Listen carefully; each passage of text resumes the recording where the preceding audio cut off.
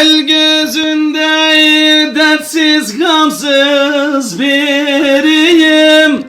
Benim neler çektiğimi kim bilir? Ben yeni közlenmiş yangın yeriyim.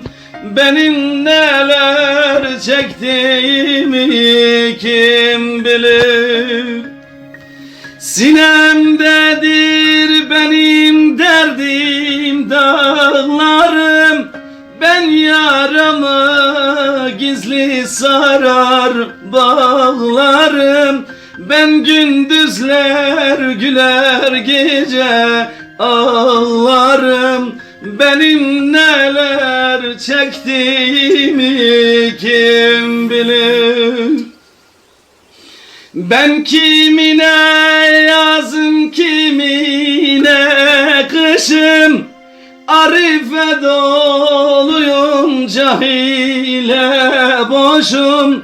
Ben kolsuz kanatsız bedensiz başım. Benim neler çektiğimi kim bilir?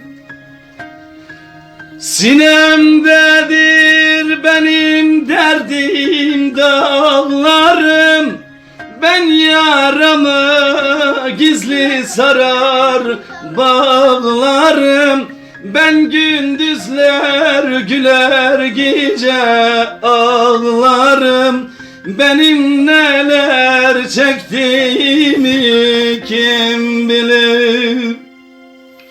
Ben maksudum yüreğimde yangın var.